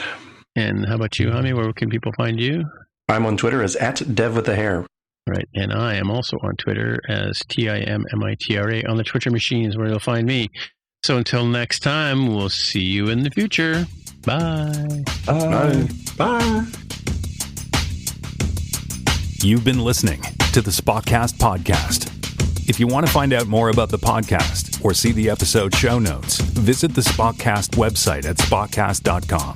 You can get in touch with us on the website or follow us on Twitter at Spotcast. If you have feedback or questions, send us a tweet with the hashtag AskSpotcast. If you like the show, please consider recommending us to a friend, writing a review on iTunes, or pledging any amount at patreon.com/Spotcast. You can find details on how to help us on our website, spotcast.com/sponsor us. Thanks for listening, and we'll see you in the future.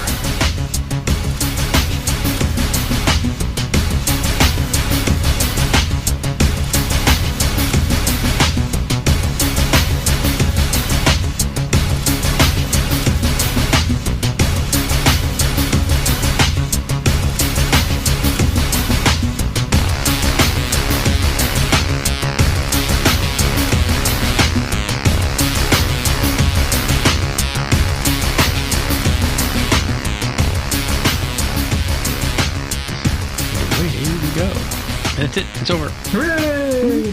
We survived another week. Ooh. I know. Another 2-hour show. Wow. Yeah, I went into way too much detail on that. But there was like lots of funny stuff. Yep. Do yourselves a favor tonight. Watch the Doug Days trailer. It'll make you laugh.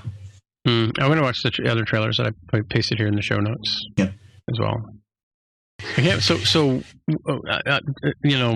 I wasn't going to say it during the show, but I'll say it now. But so you watched the Paw Patrol movie? Voluntarily? Yeah, so on the same Sunday afternoon, we were like, well, we're going to be doing stuff here. Little You're painting the room or something, or what? It still would have never occurred to me to put that on, Jaime. It wasn't that much. It's like, well, it's a rainy day. We can't really go out. Okay. That was the only movie that was on. It was something to fill just background noise in many respects while we were doing other stuff in the living room, dining room, kitchen area. Okay. And, while we were prepping lunch and while we were cleaning up and doing other stuff, I was like, keeping an eye on it. And then eventually was kind of browsing the internet at the same time while keeping an eye on it. I was like, oh, this is better than I expected for better than static white noise kind of use case. Well, you'll be pleased to know there are a whole bunch of episodes of Paw Patrol you can take in now, right? That's going to be his go-to now. Yep, Paw Patrol. He's going to be the Paw Patrol guy. Yeah, now it is I'm like, anime wait a in a matter of speaking, I guess, right? I was thinking about this. I don't even know the name of the show. There's some British television show that my friends' kids watch, where it's kind of like Thomas the Tank Engine, where it's vehicle or cars, I guess, where vehicles are alive and talk. And I think they're all like scooters and motorcycles and stuff. Yeah, there's a bunch like that. Yeah. Do you know this show? There's one with airplanes. The kids watch all of these stuff. Yeah, Octonauts is the one that my granddaughter watches all the time. She's grown beyond Peppa Pig, and so she needs more. And it's interesting because it's funny for her. The criteria is what the male to female ratio is, right? She doesn't like Paw Patrol because there's not enough girl dogs, for instance. Good right? for her. Well, in the movie, they introduced spoilers. The new character is another girl dog. So what's the balance now? Like, will it pass the Bechdel test? Is the question. Do the female dogs only talk about other things not related to the male dogs? Oh, we weren't watching it that closely for me to answer. Let's see, there are 1, 2, 3, 4, 5. Wait, hold on. The movie poster is better. 1, 2, 3. Wait, 1, 2, 3, 4, 5, 6, 7 dogs. They add another dog, so it'd be 6-2 male. Yeah, that's not a good ratio. Not a good ratio. I don't know if it passes the Bechdel test, but they don't seem to lean too much into gender stereotypes, if nothing else, in this. Well, it's not like the boy dogs. movie. I mean, obviously, it's a vocal thing, right? It's not like they're like, carrying a veg and 2 bits there or whatever, meat and 2 veg. It's a. They're not. It's not like I missed them. That I'm well beyond child cartoon age. Jaime, they're not anatomically correct. Are these dogs? No, they're not. Oh, actually, I miscounted. I didn't realize the movie poster had. So there's 7. So it's a little bit better at 5-2. But yeah, Paw Patrol only had the one girl who's in the T-Mobile magenta color, and I think the new one gets like a pinkish orange. So At least we're relying on color stereotypes. Yeah. So I mean, I guess the main character, the one I mentioned, who has the traumatic past that affects his performance in the movie, is wearing blue, which is a very male character, but he's also a police dog, so it kind of makes sense. I don't know. I wonder if it's what are we teaching kids nowadays? Police are not exactly the role models that we want to throw out there, especially in America right now. I don't know. Yeah, I was kind of thinking, man, if only he had like a thin blue line sticker on his little backpack or something. Are you wearing a Blue Lives Matter t-shirt or something? Yeah. Ugh. Not good. Yeah. Let's move One on. sec. The delivery's here. Give me a sec. Unless you want to talk through the next thing, and then I'll just come in and add. I know nothing about Black Canary, so All right, I'll be right back. Yeah. Who delivers on a Saturday? UPS, Uber Eats, That's true. It never occurred to me he'd be DoorDash. eating. Wait, Jaime eats human food like people? Yeah, I guess so. That's crazy. No, he's a Texan. What can I say? But he only eats steaks and blooming onions? I have no idea. No, he's from El Paso. It's a different side of Texas. Oh, okay. Texas is a big state. And of course, my stupid Shush app is not working again today. Oh, really? That annoys me. Yeah, it was working earlier. I was using it earlier on a Zoom call earlier today. Stupid software, man. Who writes this stuff? Kids in their mom's basement. Yeah, kids in their mom's basement.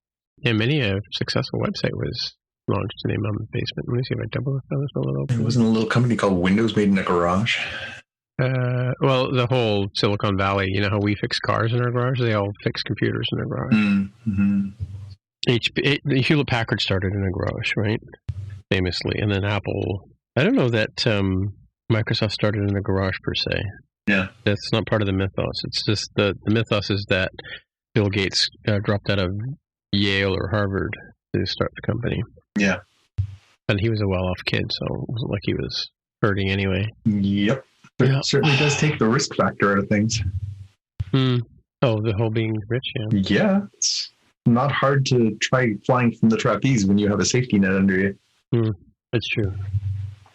Mind you, in those days, I mean, it was kind of like a I mean, all those companies there were a lot of companies that got started up, you know, I mean, not as many as like today, but, you know, I'm sure there were tons of failures for every success, right? Mm-hmm. You know. Somebody says, okay, I'm back. I am sorry. I was able to bring in the boxes and everything. Right. Yeah, he was curious. What did you get delivered on a Saturday? Amazon delivers on Saturday, too. Yeah, this is from a company called We. I think it's WEE or something. I got to look it up. My significant other, she ordered stuff. They have a lot of Asian groceries.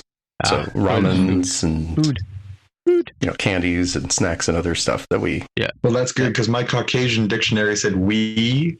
If they deliver it to you, you send it back. Because we means urine.